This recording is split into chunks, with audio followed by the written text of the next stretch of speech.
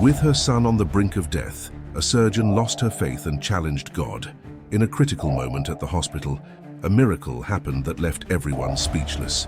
In the pristine halls of Boston Medical Center, Dr. Rebecca Anderson's footsteps echoed with purpose. The early morning sunlight filtered through the windows, casting long shadows across the polished floors as she made her way to the cardiac wing. At 42, she had reached the pinnacle of her career, chief of Cardiothoracic Surgery at one of the nation's most prestigious hospitals. Her colleagues often joked that she had been blessed with both brilliance and grace, though Rebecca knew the truth. Every success in her life stemmed from an unwavering faith in God and years of dedicated work. She paused at her office door, smiling at the silver-framed photograph on her desk. It captured a moment from last Sunday. Her husband David, the beloved pastor of First Baptist Church, stood proudly beside their 8-year-old son Lucas at the state chess championship. Lucas clutched his first-place trophy, his blue eyes sparkling with the same determination that had earned him the title of youngest chess champion in Massachusetts history. "Dr. Anderson?" Her assistant's voice pulled her from the memory. "Your husband's on line 1. Says it's about Lucas's recital tonight." Rebecca picked up the phone, warmth spreading through her chest at David's familiar voice. "Honey, just wanted to remind you about Lucas's piano recital at 7. He's opening with Bach's Prelude in C major." "Wouldn't miss it for the world," she replied, glancing at her surgery schedule. "I'll be done with the Thompson bypass by 6. The morning proceeded like a well-choreographed dance. Rounds with residents, 2 successful surgeries, and a lunch meeting with the hospital board about her proposal for a new pediatric cardiac unit. Rebecca had always seen medicine as her ministry, a way to serve God by healing his children. David often quoted her in his sermons, describing how she prayed with her patients before surgery, combining faith with medical expertise. At 6:30 sharp, Rebecca strode into the church's small auditorium, still wearing her hospital badge beneath her elegant blazer. She found David saving her a seat in the front row, his warm smile a beacon in the crowded room. "Just in time," he whispered, squeezing her hand as she sat beside him. "Lucas has been practicing non-stop. Sister Margaret says he's got a gift." The lights dimmed and Lucas appeared on stage, his small frame straight and poised at the grand piano. His fingers touched the keys, and the first notes of Bach filled the air. Rebecca felt tears prick her eyes, not just from the beauty of the music, but from the overwhelming gratitude that filled her heart. Their son was extraordinary, a perfect blend of David's gentle spirit and her own fierce determination. After the recital, as proud parents and teachers crowded around Lucas, Rebecca noticed him rubbing his arm, a slight frown crossing his face. "Everything okay, sweetheart?" she asked, maternal instinct flickering. "Just tired, Mom. Can we get ice cream? You promised after my first recital." The family drove to their favorite ice cream parlor, J.P. Licks, where Lucas devoured a double scoop of chocolate chip while animatedly discussing his upcoming chess tournament. Rebecca watched him, pushing aside a nagging concern about the dark circles under his eyes. Children got tired, she told herself. It was natural after such an exciting evening. Back home in their Victorian house in Beacon Hill, Rebecca tucked Lucas into bed. The room reflected his diverse interests. Chess trophies lined the shelves alongside scientific models and sheet music. A wooden cross hung above his bed, a gift from David when Lucas had first expressed interest in following his father's footsteps into ministry. "Mum," Lucas asked as she kissed his forehead, "do you think God gives everyone special talents for a reason?" Rebecca sat on the edge of his bed, heart swelling with love and pride. "I believe he does, sweetheart. That's why we have to use our gifts to help others. Like how you fix people's hearts." "Exactly, and how your father guides people spiritually, and how you..." She paused, smiling. "Well, you have so many gifts, it's hard to count them all." After Lucas fell asleep, Rebecca found David in his study, preparing Sunday's sermon. She wrapped her arms around him from behind, breathing in the familiar scent of his aftershave mixed with old books. "Sometimes I wonder if we deserve all this happiness," she whispered.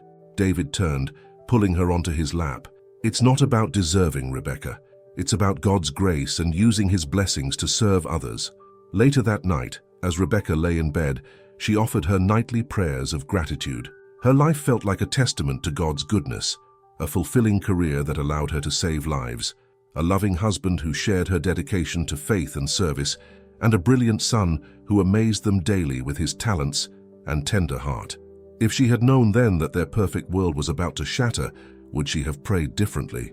Would she have held Lucas longer, memorized every detail of his smile, stored up every moment of joy like water before a drought? But faith, like life, moves forward, not backward. And in the pristine halls of Boston Medical Center, in the quiet corners of their church, in the gentle rhythm of their family's love, the storm was gathering, unseen, unstoppable, and about to test every foundation of faith she had ever built. "Thank you, Lord, for all our blessings," she whispered into the darkness, unaware that soon these same words would taste like ashes in her mouth. The first signs appeared on a crisp autumn morning in Boston. Rebecca was reviewing patient files in her office when her phone buzzed with a text from Lucas's school. Her son had fallen asleep during his morning chess club meeting, something that had never happened before. The boy, who could calculate 12 moves ahead and memorize entire symphonies, was too tired to stay awake. "It's probably just a phase," David said that evening as they watched Lucas pick at his dinner. "He's been pushing himself hard with the piano and chess competitions." But Rebecca couldn't shake the unease that had settled in her stomach. As both a mother and a doctor, she noticed things others might miss: the way Lucas's hands trembled slightly when he reached for his water glass, the dark circles under his eyes that seemed to deepen daily, the occasional wince when he moved too quickly.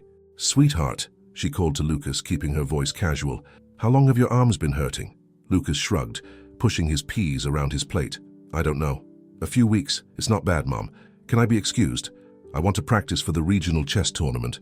Rebecca exchanged glances with David across the table. Her husband's expression mirrored her concern, though he tried to mask it with a smile. "Of course, buddy," David said, "but maybe take it easy tonight? We could watch that documentary about space you've been wanting to see." Lucas's face lit up momentarily, but the smile didn't reach his eyes. As he left the table, Rebecca noticed him steadying himself against the chair, a gesture so subtle that anyone else might have missed it. That night, after Lucas was asleep, Rebecca sat in her home office, medical journals spread across her desk. She'd begun researching symptoms: unexplained fatigue, muscle weakness, coordination issues. Each possibility she encountered seemed worse than the last. "Come to bed," David urged, finding her still at her desk at midnight. "You know better than to go down the diagnostic rabbit hole. We'll take him to Dr. Matthews tomorrow." Rebecca looked up at her husband, tears threatening to spill. "I should have noticed sooner. I'm a doctor, for God's sake. How did I miss this?" David pulled her into his arms, his strength anchoring her. "You're also a mother, and sometimes that makes it harder to see things clearly. We'll figure this out together. Let's pray about it." As they knelt beside their bed, David's steady voice asking for guidance and healing, Rebecca found herself adding a silent, desperate plea of her own. "Please, Lord, let it be nothing serious. I've seen so many children suffer. Not my son. Please, not my son." The next morning, Rebecca called in to reschedule her surgeries, something she'd never done before. Dr. Matthews, their family pediatrician, agreed to see Lucas immediately, familiar with Rebecca's reputation for never overreacting. The waiting room of the pediatric clinic felt different from this side of medicine. Rebecca noticed things she'd never paid attention to before: the slightly faded wallpaper with its parade of circus animals, the worn edges of magazines, the quiet desperation in other parents' eyes. "Lucas Anderson," the nurse called, and Rebecca felt her professional demeanor slipping as she followed her son into the examination room. Dr. Matthews conducted a thorough examination, his face growing more serious with each test. Lucas's reflexes were sluggish, his muscle strength notably decreased from his last physical just 6 months ago. "I'd like to run some blood work," Dr. Matthews said carefully, his eyes meeting Rebecca's over Lucas's head. "And I think we should get an MRI." Rebecca felt the floor tilt beneath her feet. In medical school, they taught doctors to read between the lines of careful phrases like these. Dr. Matthews wasn't just being thorough, he suspected something significant. "Will it hurt?" Lucas asked, his voice small but brave. "Just a little pinch for the blood test," Dr. Matthews assured him. "And the MRI is like going into a space tunnel. You can pretend you're an astronaut." As they scheduled the tests, Rebecca called David, her voice steady despite her trembling hands. He arrived at the clinic 20 minutes later, still wearing his clerical collar from a morning counseling session. "I called First Baptist's prayer chain," he whispered to Rebecca, as they watched Lucas get his blood drawn. "The whole congregation will be praying for us." The next few days passed in a blur of tests and waiting rooms. Rebecca found herself straddling two worlds: the familiar territory of medical procedures now viewed through the terrifying lens of maternal fear. She recognized the looks that passed between specialists, the careful way they chose their words, the subtle shifts in tone that suggested concern. Lucas remained remarkably resilient through it all, treating each new test as an adventure. "Maybe they'll find out I have superpowers," he joked during his third blood draw, "like in X-Men." But at night, when she thought everyone was asleep, Rebecca would find him in his room, staring at his chess trophies with an expression far too old for his 8 years. One evening, she overheard him praying, "God, I don't mind being sick if it's part of your plan, but please don't let Mom cry anymore. She thinks I can't hear her, but I do." The words nearly broke her. She fled to her bedroom, where David found her curled up clutching Lucas's baby blanket. "The results come in tomorrow," she whispered. "David, I'm terrified. In all my years of medicine, I've never been so afraid of test results." David sat beside her, his own eyes glistening. "Remember what we teach about fear? It's not the absence of it that shows faith. It's how we face it." "But what if—" Rebecca couldn't finish the sentence. "Then we face that too," David said firmly. "Together, with God's help." The next morning, Rebecca sat in Dr. Matthews' office, gripping David's hand as the pediatrician pulled up the test results on his computer. The silence in the room was deafening, broken only by the soft hum of medical equipment and the distant sounds of children in the waiting room. "We've found some concerning anomalies," Dr. Matthews began, his voice gentle but professional. "I'd like to refer you to Dr. Sarah Chen at Boston Children's Hospital. She's one of the leading specialists in pediatric neurological disorders." Rebecca felt the world narrowing to a pinpoint. She knew Dr. Chen's reputation and her specialty. This wasn't just any referral, this was a step into a nightmare she'd watched other parents face. "When?" was all she could manage to ask. "I've already called her office. They're expecting you this afternoon." As they left the clinic, Rebecca noticed a young mother in the waiting room, bouncing a healthy baby on her knee. The sight sent a sharp pain through her chest, a reminder of simpler days when Lucas was that small, when their biggest worry had been which preschool would best nurture his gifts. In the car, David reached for her hand. "Should we tell him?" Rebecca stared out the window at the Boston skyline, the familiar spires of their church visible in the distance. "Not yet," she decided. "Not until we know more. Let him have one more day of just being Lucas." But as they pulled into their driveway, she saw Lucas watching from his bedroom window, his chessboard forgotten on his desk, and she knew that their bright, perceptive son already understood more than they realized. The innocent world they'd built for him was beginning to crack, and no amount of medical knowledge or faithful prayer seemed enough to hold it together. That night, as a late autumn storm rattled the windows, Rebecca stood in Lucas's doorway watching him sleep. In the dim light, he looked so small, so vulnerable. She found herself making bargains with God, offering anything, her career, her savings, her own health, in exchange for her son's well-being. "Please," she whispered into the darkness, "just let it be something fixable." But deep in her heart, where medical knowledge battled with maternal hope, she felt the first tremors of what was to come, a seismic shift that would test not just her faith, but everything she thought she knew about medicine, miracles, and the price of love. The pediatric neurology wing at Boston Children's Hospital felt like another world. Rebecca had visited countless times as a consulting physician, but now she sat in one of the mint green chairs, clutching David's hand as Dr. Sarah Chen explained their son's condition. "Lee syndrome," Dr. Chen said, her voice gentle but clinical. "It's a rare mitochondrial disorder that affects the central nervous system." Rebecca felt the room spin. As a doctor, she knew exactly what those words meant. As a mother, she wanted to scream. Lee syndrome, a progressive neurological disorder that typically appeared in infancy or early childhood, fatal in most cases. "But Lucas is 8, she interrupted, her medical training warring with maternal denial. "The onset is typically much earlier." Dr. Chen nodded, pulling up Lucas's brain scans on her computer. "Your son has an unusual variant of the condition. See these lesions in the basal ganglia?" She pointed to dark spots on the MRI. "They're characteristic of Lee syndrome, but the progression pattern is atypical." David squeezed Rebecca's hand tighter. "What does this mean for Lucas?" "The condition is degenerative," Dr. Chen explained. "It affects motor skills, cognitive function, and eventually vital organs. We can treat the symptoms, but—" She paused, choosing her words carefully. "There is currently no cure." Rebecca stood abruptly, her chair scraping against the floor. "No, there has to be something. Clinical trials, experimental treatment, something. Rebecca, Dr. Chen's use of her first name was deliberate. Colleague to colleague. I know this is difficult to hear, especially as a medical professional. We can discuss treatment options, but first, you both need time to process this. Process this? Rebecca's voice rose. My son is dying, Sarah. What exactly am I supposed to process? David stood, wrapping an arm around his wife's trembling shoulders. What's our next step, Dr. Chen? The discussion that followed was a blur of treatment plans, medication schedules, and survival statistics that Rebecca couldn't bear to hear. Her mind kept returning to Lucas, sitting in the waiting room with his chessboard, probably teaching one of the nurses his favorite opening moves. Later that evening, after they'd brought Lucas home and tucked him into bed with promises that yes, he could still compete in next week's chess tournament, Rebecca found herself in their church's sanctuary. The empty space echoed with her footsteps as she approached the altar where she and David had been married, where Lucas had been baptized. Why? She whispered, then louder. Why him? The stained glass windows cast colored shadows across the floor, but offered no answers. Rebecca thought of all the times she'd counseled patients about keeping faith in difficult times, all the prayers she'd offered before surgeries, all the miracles she'd attributed to divine intervention. I've devoted my life to you, she continued, her voice cracking. I've served in your name. I've saved lives and given you the glory. And this is how you repay that faith?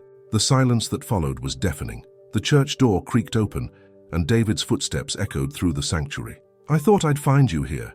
Did you know? Rebecca asked without turning around. When you were leading prayers this morning, did you know we'd be here tonight learning our son is dying? David moved closer, his voice soft. Faith isn't about knowing, Rebecca. It's about trusting even when we don't understand. Don't, she cut him off. Don't give me pastoral platitudes. Not tonight. Not about this. Then what do you need?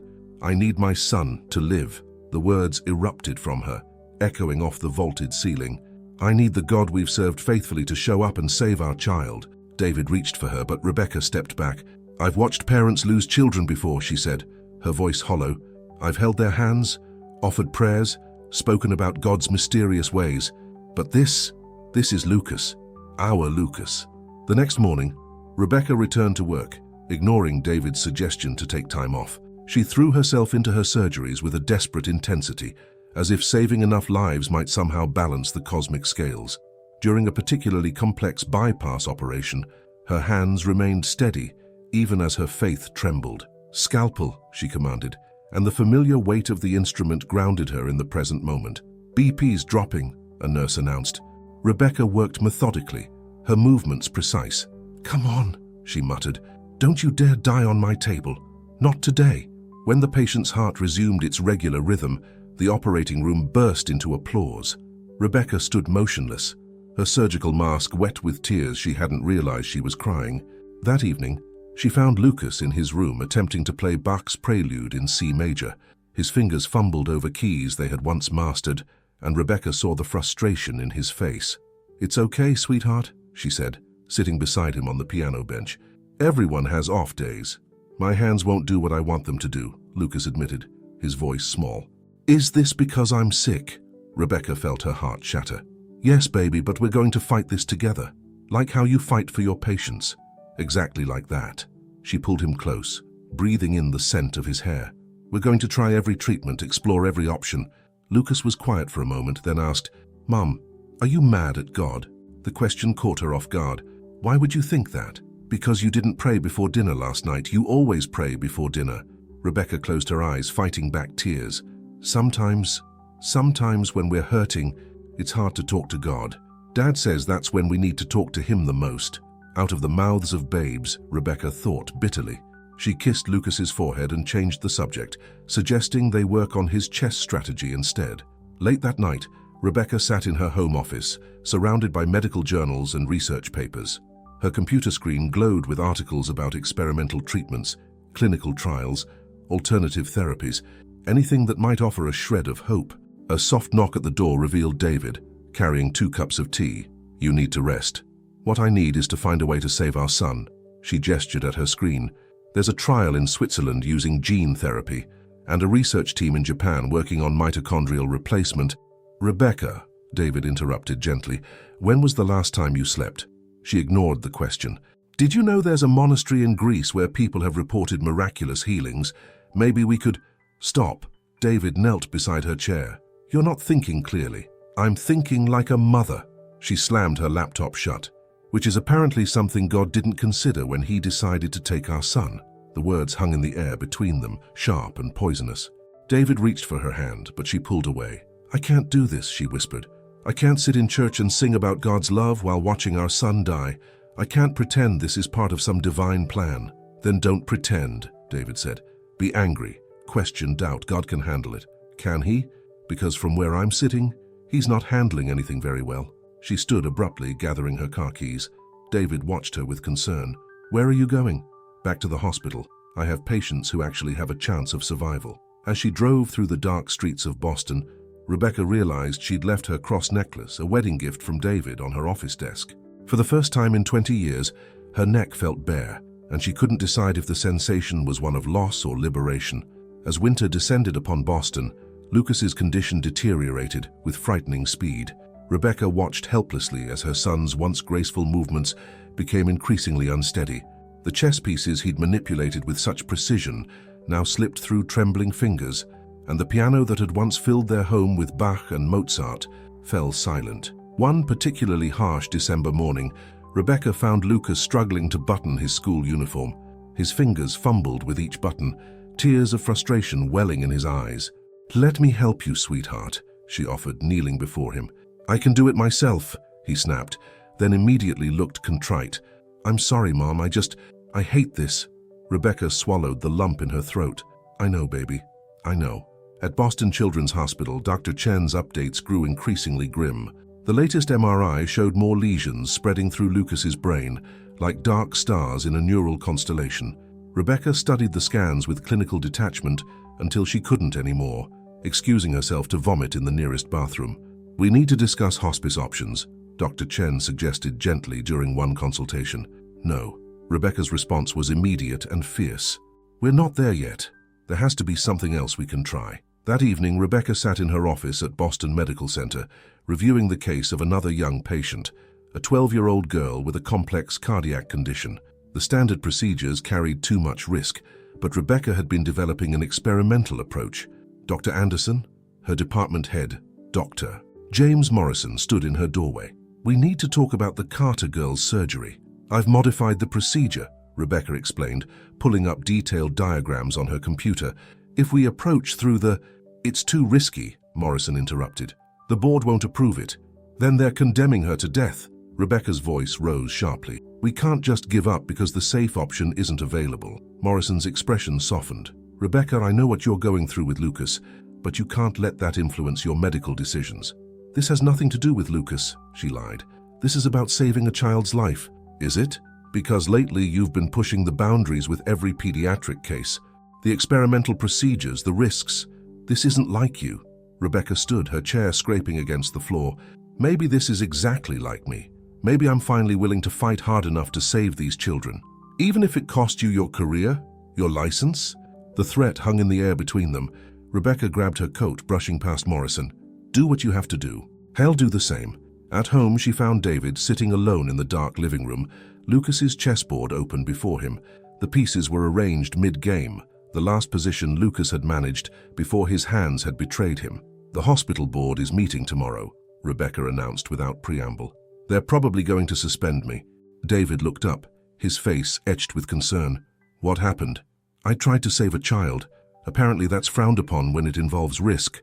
Rebecca, don't. She held up her hand. I don't need a sermon about accepting God's will or finding peace in suffering. Not from you, not tonight. A sound from upstairs interrupted their tension, Lucas calling out in his sleep. They both rushed to his room, finding him tangled in his sheets, his forehead burning with fever. Call an ambulance, Rebecca ordered, her doctor's instincts taking over. She pressed her fingers to Lucas's neck, counting his rapid pulse. Come on, baby. Stay with me. The next hours passed in a blur of emergency rooms and urgent consultations.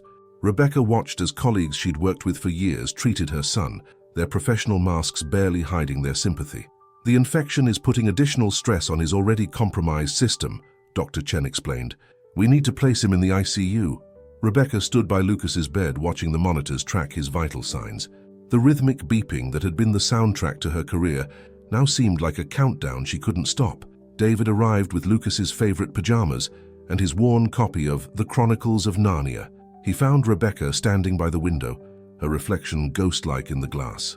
"The congregation is organizing a prayer vigil," he said softly. Rebecca laughed, a harsh sound devoid of humor. "Prayer, right, because that's worked so well so far. Rebecca, please, don't push away the people who want to help." "Help?" She turned to face him. Where was their help when the first symptoms appeared? Where was God's help when we got the diagnosis? All I've heard are empty words and false promises. They're not empty if you have faith. "Faith?" Rebecca's voice cracked. "Faith is watching our sons suffer and calling it God's will. Faith is standing at pulpits and hospital beds, promising miracles that never come. I'm done with faith. I need solutions." She stormed out of the room, her feet carrying her to the hospital chapel. The small space was empty, the electric candles casting artificial light on the generic religious symbols meant to comfort people of all faiths. Rebecca stood before the cross, her hands clenched into fists. "You're supposed to be a God of mercy," she whispered. Then louder, "A God of love. Is this your love? Taking children from their parents, making them suffer?" Her voice echoed in the empty chapel. "I've served you faithfully. I've saved lives in your name, and this is how you repay that devotion, by taking my son." She grabbed one of the electric candles, hurling it against the wall. The plastic shattered, the battery rolling across the floor like a fallen star. "I'm done," she declared to the empty room. "Do you hear me? I'm done with you. Done with this pretense of faith. If you won't save my son, I'll find someone who will." A nurse found her there hours later, slumped in a pew. "Dr. Anderson? Lucas is asking for you." Rebecca returned to her son's room, where David sat reading from The Lion, the Witch, and the Wardrobe. Lucas's fever had broken, but his breathing was labored. "Mum," he called weakly, "will you pray with us?" Rebecca felt her heart crack. She looked at David, saw the hope in his eyes, and made her decision. "I can't, sweetheart. Mommy needs to check your medications." She fled to the nurse's station, leaving David to explain her absence. That night she received an email from the hospital board. Her surgical privileges had been suspended pending review. She deleted the message without reading it fully, already formulating plans to reach out to less conventional medical practitioners. As she left the hospital that evening, she passed the chapel again. Through the door she could hear someone praying, another parent bargaining with God for their child's life. Rebecca walked faster, her heels clicking against the tile floor, each step taking her further from the faith that had once been her anchor. The cross necklace remained on her office desk, gathering dust, as Boston's winter winds howled outside like the screams she couldn't allow herself to voice. The corridors of Boston Children's Hospital had become a maze of memories Rebecca could no longer escape. Each turn reminded her of another test, another diagnosis, another piece of hope lost. Her suspended surgical privileges at Boston Medical Center meant she now spent all her time here, watching Lucas's condition worsen while feeling utterly powerless to stop it. It was on a particularly bitter January morning when she first met Henry. She had been staring at the vending machine, not really seeing it, when an elderly man appeared beside her. "The coffee in the cafeteria is much better," he said, his voice warm and gentle. "Though I suspect what you really need is rest." Rebecca turned, ready to dismiss him, but something in his eyes made her pause. They were a striking shade of blue, remarkably similar to Lucas's, and held a depth of understanding that caught her off guard. "I'm fine," she replied automatically, the lie bitter on her tongue. "No, Dr. Anderson, you're not." He smiled softly. "But then how could you be? Watching your son suffer while your faith crumbles, that would break anyone." Rebecca stiffened. "How do you know my name?"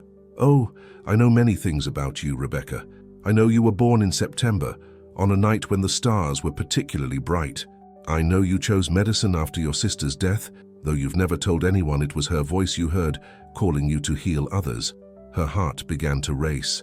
The information about her sister was something she'd never shared, not even with David. "Who are you?" "My name is Henry. I'm a patient here, or at least that's what the charts say." His eyes twinkled with something that might have been amusement. "But more importantly, I'm someone who has been waiting to meet you." Under normal circumstances, Rebecca would have called security, or at least questioned this strange man's presence.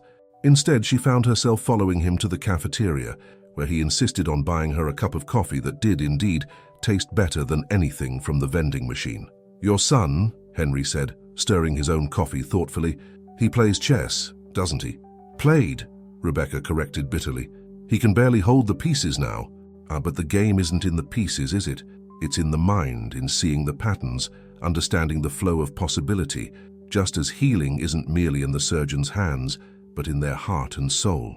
If you're about to tell me this is all part of God's plan— No, Henry interrupted, his voice suddenly sharp. I would never insult you with such platitudes. God doesn't plan children's suffering, but he does provide ways through it if we're willing to see them.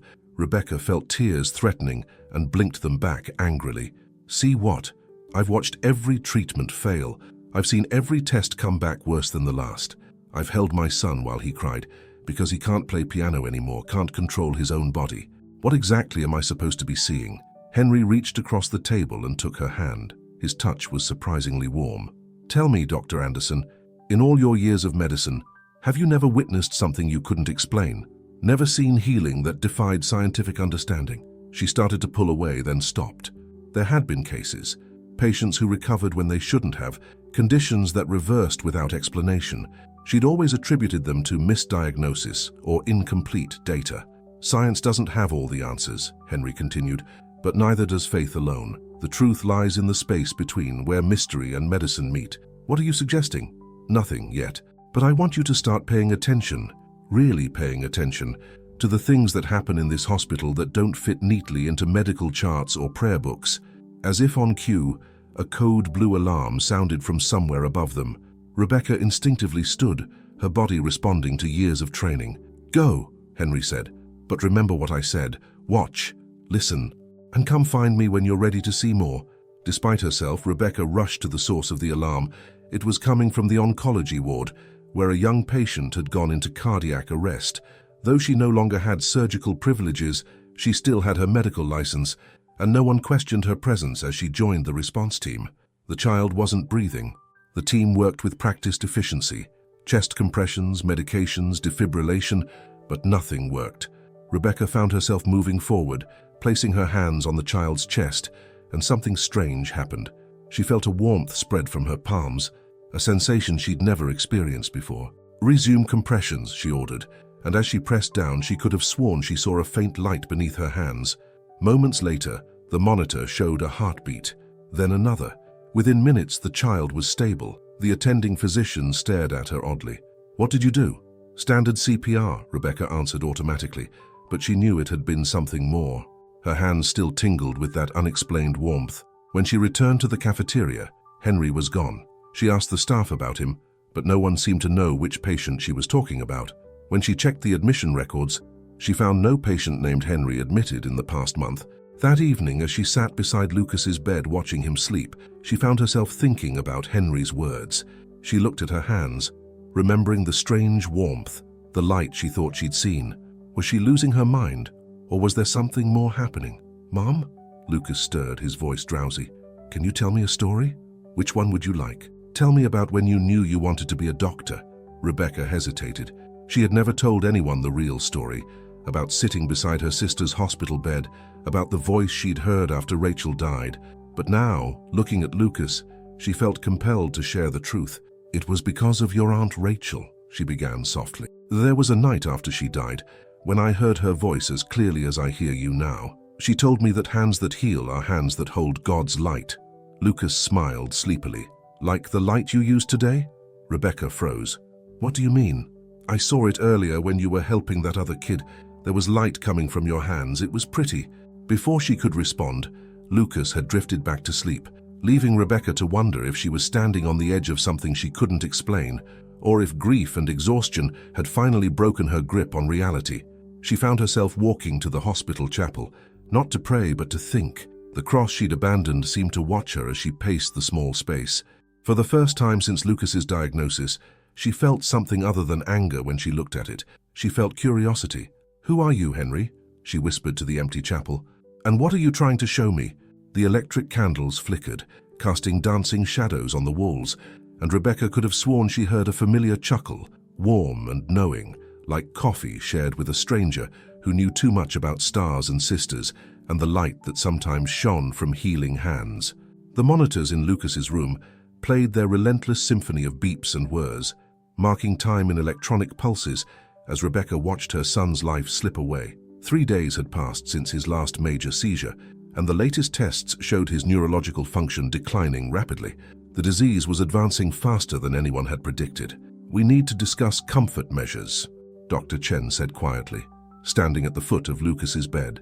The words hit Rebecca like physical blows. "No!" she snapped, her voice hoarse from sleepless nights. "We're not giving up." "Rebecca," Dr. Chen's voice was gentle but firm. "You know where this is heading. As doctors, we both understand." "As doctors?" Rebecca laughed bitterly. "I'm not a doctor anymore." "They made sure of that." She gestured vaguely toward Boston Medical Center, visible through the window. The suspension of her surgical privileges had become indefinite after her last confrontation with the board. David stood in the corner, his clerical collar a stark white against his black shirt. He hadn't been preaching lately. The congregation had granted him leave to be with his family, but he still wore the collar, a symbol of faith that now felt like mockery to Rebecca. "We should pray about this," he suggested softly. Something inside Rebecca snapped. All the rage, fear, and despair she'd been containing erupted at once. "Pray? That's your answer to everything, isn't it? Pray while our son dies. Pray while God ignores us. Tell me, David, how many prayers does it take to save a child? How many devotions, how many hymns, how many Sunday services before God decides Lucas deserves to live?" "Rebecca, please." "No," she was shouting now, not caring who heard. "I'm done pretending. I'm done with false hope and empty promises. Where is your God now, David? Where is he?" Lucas stirred in his bed, disturbed by the noise. His eyes fluttered open, unfocused and glazed with fever. "Mom?" he called weakly. Rebecca forced herself to lower her voice, moving to his bedside. "I'm here, baby. I'm right here. Are you fighting with Dad about God again?" The simple question, delivered in his increasingly slurred speech, broke something in her heart. She stroked his forehead, feeling the unnatural heat of his skin. "No, sweetheart. Everything's fine. Go back to sleep." Once Lucas had drifted off again, Rebecca turned to Dr. Chen. "Leave us, all of you, just leave." One by one they filed out. Dr. Chen, the nurses, even David, though he hesitated at the door. "I'll be in the chapel if you need me." "The chapel?" Rebecca muttered. "Of course you will."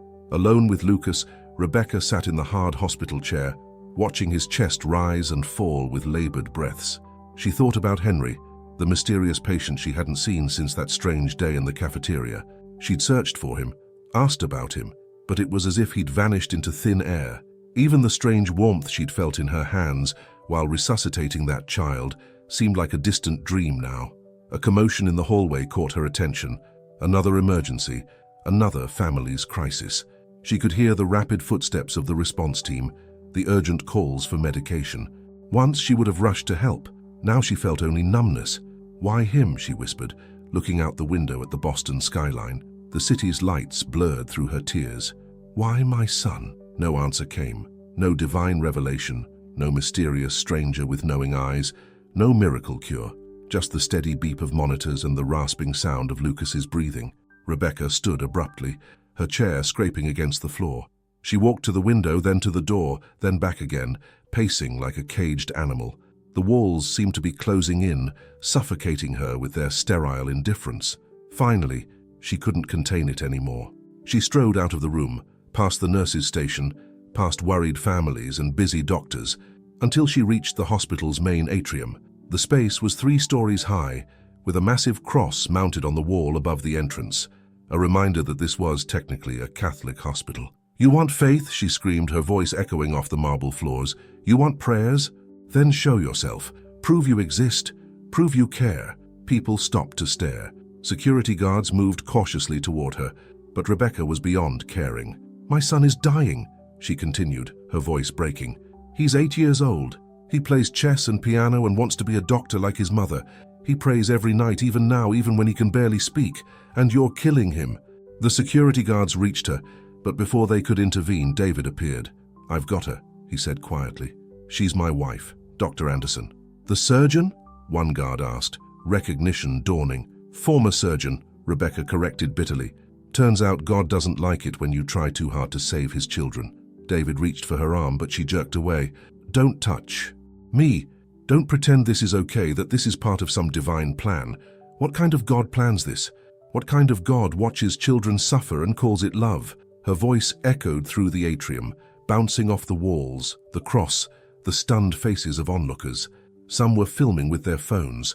Tomorrow she knew the internet would be full of videos of her breakdown. The prestigious Dr. Anderson, screaming at God in a hospital lobby.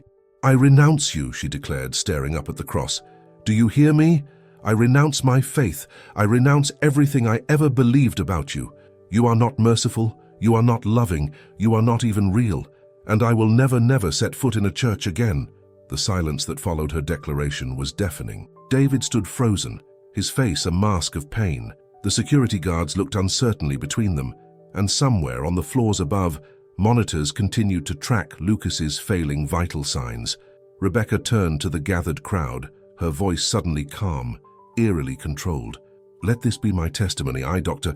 Rebecca Anderson, former chief of Cardiothoracic Surgery, wife of Pastor David Anderson, hereby denounce God, faith, and every false comfort they offer. My credentials may be suspended, but I am still a doctor, and I believe in medicine, in science, in what I can see and prove, not in fairy tales and false hopes." She looked at David, seeing the tears streaming down his face. "Go back to your chapel," she said quietly. "Go back to your prayers and your hymns. I'll be with our son in the real world, where miracles don't exist, and children die while God watches." With that, she turned and walked away, leaving behind her husband, her faith, and the last shreds of the person she used to be. As she rode the elevator back to Lucas's floor, she felt something inside her harden into steel. She would fight for her son with everything she had left, not with prayers, but with the cold, hard determination of someone who had nothing left to lose. The cross necklace she'd left on her office desk seemed like a relic from another life now, belonging to a woman who had believed in something more than the cruel randomness of the universe. That woman was gone, burned away by the fire of her son's suffering, leaving behind only ashes and the bitter taste of abandoned faith. The news of Rebecca's public denunciation of faith spread through Boston's medical community like wildfire. The videos went viral, showing the once respected surgeon screaming at God in the hospital atrium. But Rebecca was beyond caring about her reputation. Her world had narrowed to Lucas's hospital room and the steady decline of his vital signs. Lucas had slipped into a coma 3 days after her outburst. His small body lay still among the tubes and wires, the chess pieces on his bedside table gathering dust. The doctors spoke in hushed tones about brain activity and organ failure, but Rebecca had stopped listening. She sat beside him, her fingers intertwined with his, watching the monitors with the detached precision of someone who had nothing left but numbers and data. "His oxygen levels are dropping again," a nurse noted gently one morning. "Increase the flow by 2 liters, Rebecca responded mechanically. She hadn't slept properly in days, surviving on hospital coffee and sheer determination. David hadn't returned since their confrontation. He sent messages through the hospital chaplain, but Rebecca deleted them unread. Their marriage, like her faith, seemed like a relic of another life, a life where hope existed, and prayers meant something. It was on the 7th day of Lucas's coma that Henry reappeared.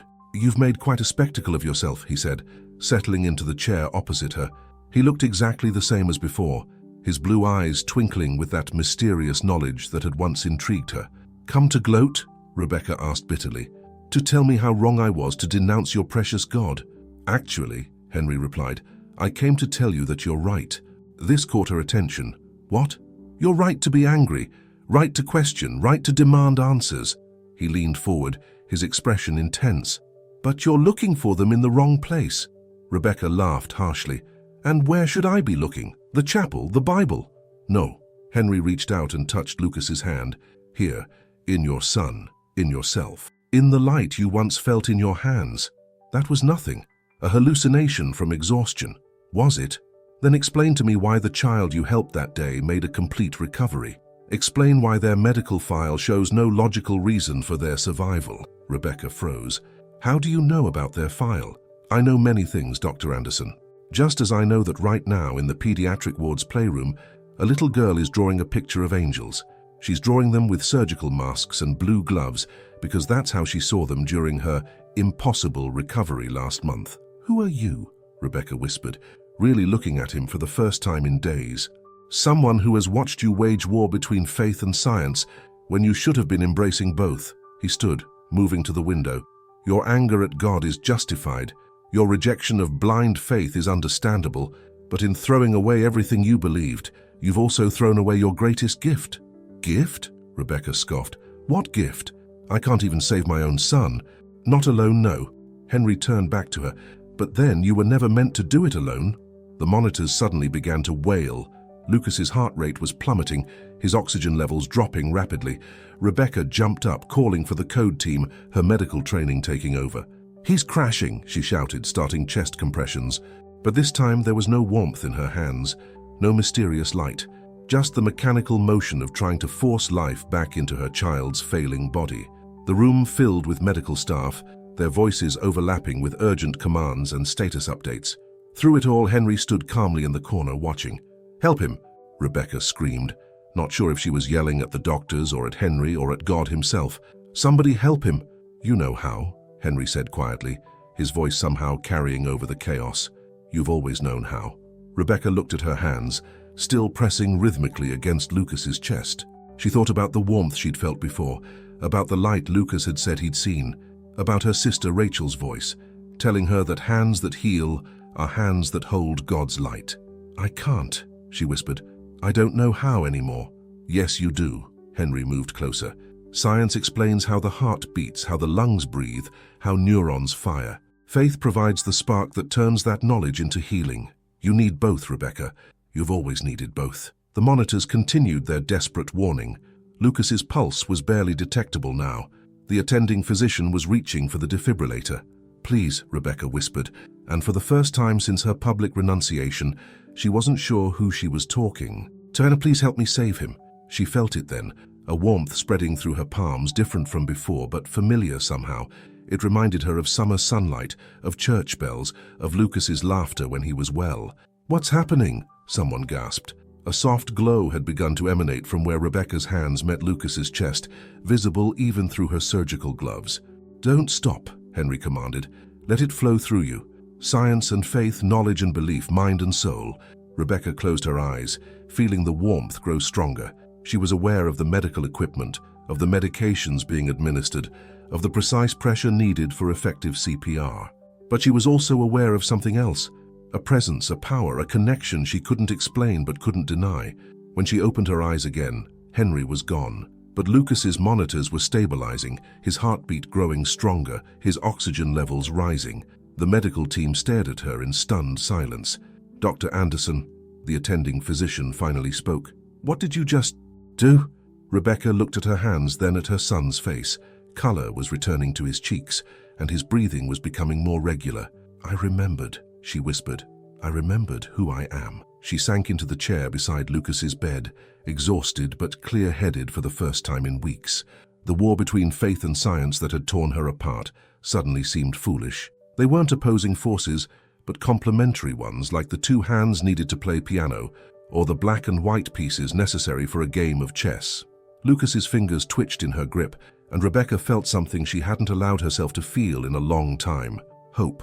In the days following Lucas's miraculous recovery, Boston Children's Hospital buzzed with whispers and speculation. The medical staff who had witnessed the inexplicable glow from Rebecca's hands during CPR struggled to document what they'd seen in official reports. How does one record a miracle in clinical terms? Lucas's vital signs had stabilized, and brain scans showed the impossible. The lesions characteristic of Lee syndrome were receding. Dr. Chen spent hours comparing before and after images, searching for a scientific explanation. "I've never seen anything like this," she admitted to Rebecca, spreading the MRI results across Lucas's bedside table. "The degradation is reversing. It's as if his cells are regenerating." Rebecca sat beside Lucas, who was now breathing on his own, his color improving hourly. She studied her hands, remembering the warmth that had flowed through them. "Sometimes," she said carefully, "healing comes from more than medicine alone." A soft knock at the door revealed David, still in his clerical collar but looking uncertain. "I heard about what happened. The nurses told me—" "Come in," Rebecca said softly. It was the first time they'd spoken since her public renunciation of faith. David approached Lucas's bed cautiously, his eyes widening at the sight of their son's improved condition. "How is this possible?" "I had help," Rebecca answered, thinking of Henry. She hadn't seen the mysterious visitor since that critical moment, and now she understood why. "I had to lose my way to find it again." Lucas stirred, his eyes fluttering open. For the first time in weeks, they were clear and focused. "Dad?" he called out. "You're back!" David rushed to his son's side, tears streaming down his face. "Yes, buddy, I'm back. We're all back." Rebecca watched as Lucas lifted his hand, steady, without tremors, to touch his father's face. The simple movement, impossible just days ago, brought fresh tears to her eyes. "Mom," Lucas said, turning to her, "I saw them while I was sleeping. The angels. They looked just like doctors, but they glowed like you did." David looked questioningly at Rebecca, who found herself smiling. "Tell us about them, sweetheart." As Lucas described his visions, medical angels in surgical scrubs, holding clipboards filled with divine prescriptions, Rebecca felt the last walls between her scientific mind and her spiritual heart crumble. That evening, after Lucas had fallen into a natural, healing sleep, Rebecca and David stood in the hospital chapel. The cross she'd denounced now seemed to glow with a different kind of light. "I've been a fool," Rebecca whispered. "I thought I had to choose between faith and science, between believing and knowing. But they're two halves of the same truth." David took her hand, and for the first time in months she didn't pull away. "God never left you, Rebecca. Even in your anger, even in your denial. I know that now." She turned to face him. "But I needed to lose my faith to find it again. Not blind faith, but something deeper, something that encompasses both the miracles we can explain and the ones we can't." A nurse appeared at the chapel door, excitement on her face. "Dr. Anderson, you need to see this." They followed her to Lucas's room, where he sat upright in bed, his chessboard on the tray table before him. His hands moved pieces with precision, his face lit with concentration. "The latest neurological tests just came back," the nurse explained, handing Rebecca a file. "Everything's normal, not just stable, normal, as if he never had Lee syndrome at all." Rebecca studied the results, her medical knowledge processing what her heart already knew. This was more than spontaneous remission, more than a statistical anomaly. This was something that existed in the space between science and faith, where healing truly lived. "Mom," Lucas called out, "want to play? I remember all the moves." As Rebecca sat down to play chess with her son, she felt something she hadn't experienced since her sister's death, a complete integration of her doctor's knowledge and her believer's heart. She understood now what Henry had been trying to tell her. "First move's yours," she told Lucas, watching as he confidently moved his pawn forward. His hands were steady, his mind sharp. Above the bed, the monitors showed strong, regular rhythms, a symphony of science documenting a miracle. David pulled up a chair to watch the game, his presence completing their family circle. Rebecca caught his eye and saw her own understanding reflected there. They had all been transformed by this journey, not just Lucas. As word of Lucas's recovery spread through the hospital, others began to come forward with their own stories. Inexplicable healings, moments of divine intervention wearing surgical gloves, times when medicine and miracle had worked in perfect harmony. Dr. Morrison from Boston Medical Center visited personally to lift Rebecca's suspension. "We need doctors who understand both sides of healing," he admitted. "Your experience, it's changed how we see things." Rebecca accepted his offer to return to surgery, but with a condition. "I want to establish something new," she proposed, "a center where we integrate spiritual and medical healing, where we recognize that sometimes the best medicine includes a measure of faith." The idea took root quickly. Other doctors, nurses, and even hospital administrators who had witnessed Lucas's recovery threw their support behind the project. The Boston Center for Integrative Healing would become a place where people could receive cutting-edge medical care while nurturing their spiritual well-being. As she outlined her vision, Rebecca thought of Henry. She still didn't know exactly who or what he had been, but she understood his purpose. He had guided her through her own darkness to find a deeper light. That Sunday, the Anderson family returned to church together. As Rebecca sat in the pew, holding Lucas's warm, healthy hand, she felt no conflict between the medical knowledge in her mind and the faith in her heart. They were partners now, dancing together in the space where miracles happen. Lucas leaned against her, whispering, "Mum, do the angels still help you when you operate?" Rebecca smiled, thinking of the warm light that still sometimes flowed through her hands in surgery. "Yes, sweetheart, they do. We all need a little help sometimes, even doctors." And in that moment, as sunlight streamed through the stained glass windows, Rebecca understood that she had received more than a miracle. She had received a new way of seeing, a new way of healing, and a new purpose that would touch countless lives. The cross necklace, once abandoned on her office desk, now rested again against her skin, alongside her stethoscope, symbols of a faith and science united, not divided. a testament to the truth she had discovered, that sometimes the greatest healings require both hands working together, just like the perfect game of chess. The Boston Center for Integrative Healing opened its doors 6 months after Lucas's miraculous recovery. The modern facility, attached to Boston Medical Center, stood as a testament to the union of faith and science. Its glass walls let in abundant natural light, while the architecture seamlessly blended medical efficiency with spiritual comfort. Rebecca stood in the main atrium, watching as the first patients arrived. The space featured both cutting-edge medical equipment and quiet meditation areas. In one corner, a team of researchers studied the measurable effects of prayer on healing rates. In another, counselors helped families integrate their faith traditions with their medical treatment plans. "Dr. Anderson?" A young resident approached her, clipboard in hand. "The first patient for the pediatric integration program is here."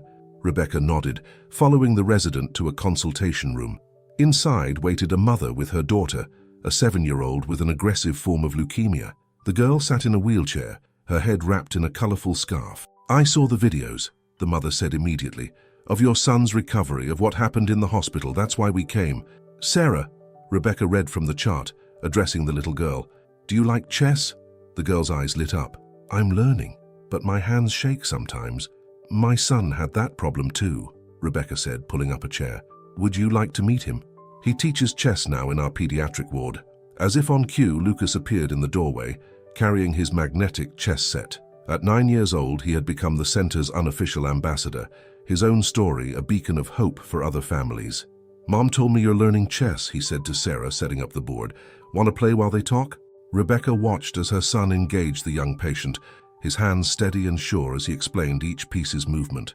The change in him still amazed her daily, not just his physical recovery, but the depth of compassion he had developed for other sick children. "Mrs. Chen approached us about overseeing the research department," David said later that evening, as they walked through the center after hours. He had taken a position as the center's spiritual director, bridging the gap between medical and pastoral care. "Sarah Chen from Boston Children's?" Rebecca asked, surprised. "She says she's never been able to forget what she witnessed with Lucas. She wants to understand it better, scientifically." Rebecca smiled, thinking of how far they'd all come.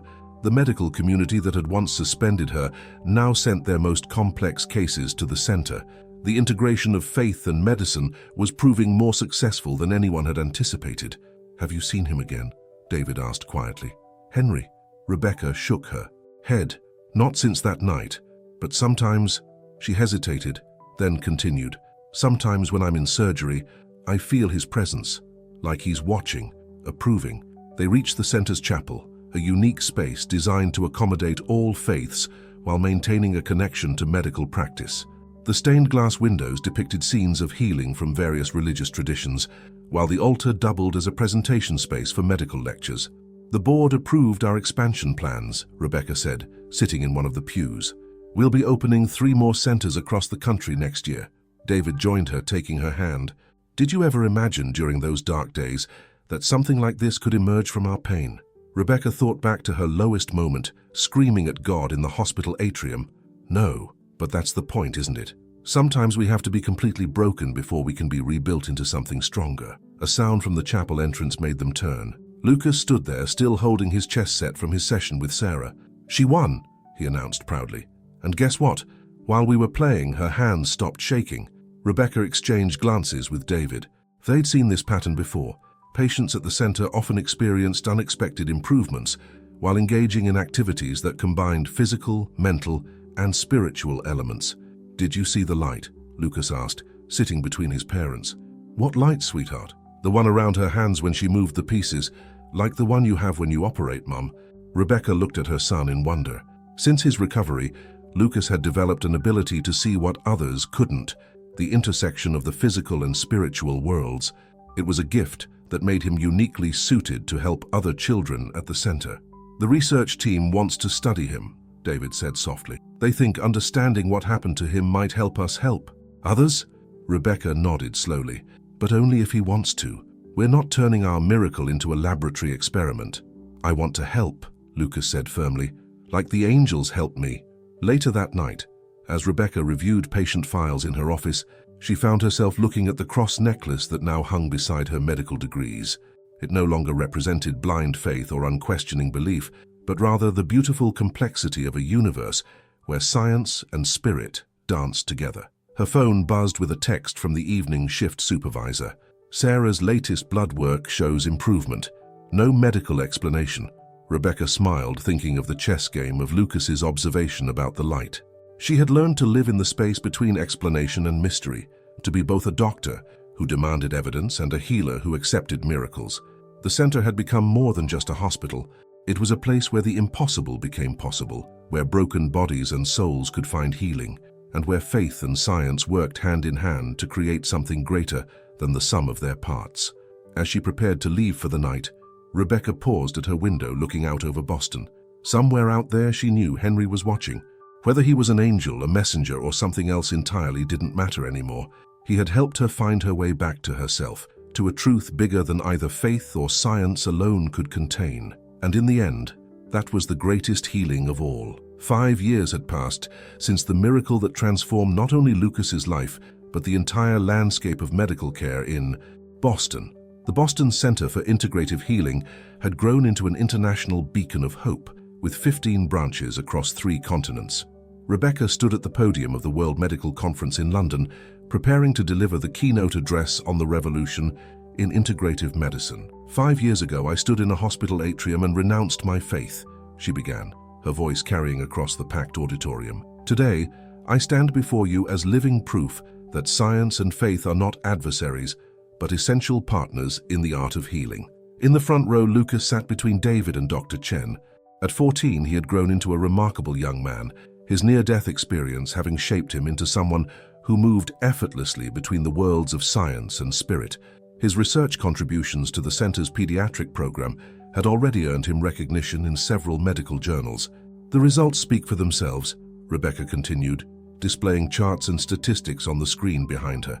Patients at our integrated care facilities show recovery rates 30% higher than traditional hospitals, but more importantly, they demonstrate something we can't quantify: a restoration of hope, a renewal of spirit, a recognition that healing encompasses more than just physical recovery. She glanced at her son, remembering the dark days when his illness had driven her to despair. Now he spent his afternoons tutoring other sick children in chess, his own experience giving him a unique ability to connect with them. The mysterious light that had saved his life seemed to flow through him naturally now, touching everyone he encountered. We've documented over 1,000 cases of what we call integrated healing events, Rebecca explained, advancing to the next slide.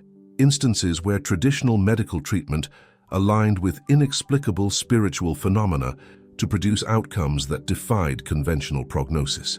The audience shifted uncomfortably. Despite the center's success, many in the medical community still struggled to accept the marriage of science and faith. Rebecca understood their skepticism. She had once shared it. "I'm not asking you to abandon scientific rigor," she assured them. "On the contrary, we've developed new protocols for measuring and studying these phenomena." Dr. Sarah Chen's groundbreaking research on the measurable effects of spiritual intervention has been peer-reviewed and published in leading medical journals. She paused, touching the cross necklace that now lay comfortably beside her stethoscope. "What I am asking is that we expand our understanding of what constitutes healing, that we recognize there are forces at work in our universe that we cannot yet fully explain, but can learn to work with." After her speech, as attendees crowded around with questions and congratulations, Rebecca noticed a familiar figure standing at the back of the auditorium. Henry hadn't aged a day, his blue eyes still twinkling with that otherworldly knowledge. He nodded once, smiled, and disappeared into the crowd. "Mum!" Lucas appeared at her side. "Was that him? The angel?" Rebecca wrapped an arm around her son's shoulders. "I'm not sure angel is the right word, sweetheart. Maybe messenger, maybe guide, maybe just someone who helped us see what was possible when we stopped limiting ourselves to what we could explain." That evening, the family walked through London streets, enjoying the rare opportunity to be tourists. Lucas stopped at a street chess exhibition, easily defeating the local champion while a crowd gathered to watch. "The light still shows up when he plays," David observed quietly to Rebecca. "Different from yours, but there." Rebecca nodded. They had learned to accept these manifestations of the divine in their daily lives. The warm glow that sometimes appeared during her surgeries, the peaceful radiance that surrounded David during his counseling sessions at the center, the gentle luminescence that emanated from Lucas when he connected with other sick children. The Japanese center opens next month, she reminded him. They're particularly interested in studying the correlation between traditional healing practices and what we've discovered. And the Vatican has requested a meeting, David added. They're considering officially recognizing the center's work as a modern manifestation of divine healing. Rebecca smiled, remembering her journey from skeptic to believer, from broken to whole. What matters is that people are being helped, that families who once had no hope are finding it again. They passed a small church, its stained glass windows illuminated from within. Lucas paused, looking thoughtful. "Remember when you used to be angry at God, Mom?" "I do," she answered honestly. "But I've learned that sometimes our greatest anger comes from love, from caring so deeply that we can't bear to see suffering. Like how you care about your patients." "Exactly. And now we know that caring, that love, is actually part of the healing process, not just emotionally but physically."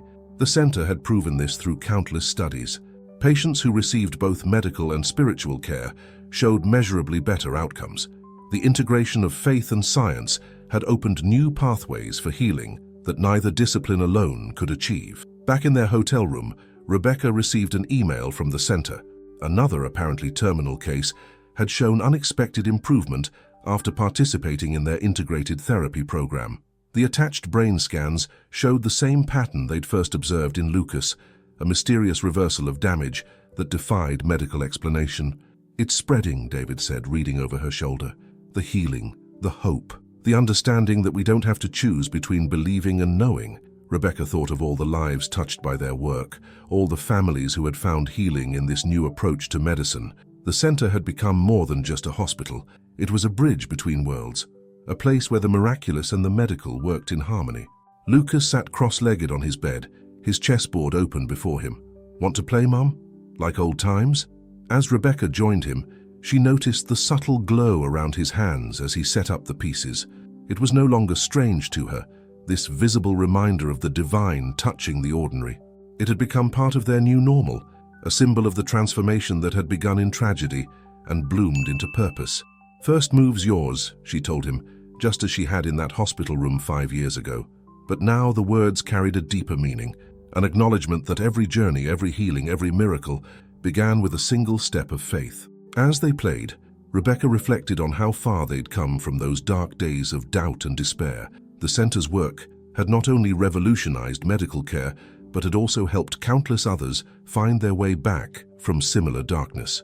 Henry's last words to her years ago echoed in her mind. You needed both. He had been right. Science without faith was cold. Faith without science was blind. But together they created something powerful enough to transform not just bodies, but souls. And that, perhaps, was the greatest miracle of all. Have you ever experienced a moment where faith and science intersected in your life? Rebecca's journey from doubt to healing touched many hearts. If this story moved you, share your own experience in the comments below. Whether you're a medical professional, a person of faith, or someone who has witnessed an unexplainable miracle, your story matters. What touched you most about Rebecca and Lucas's journey? Was it the power of a mother's love, the mysterious Henry, or the beautiful fusion of medicine and faith? Remember to subscribe for more inspiring stories that bridge the gap between science and spirituality. Your story could be the light someone else needs.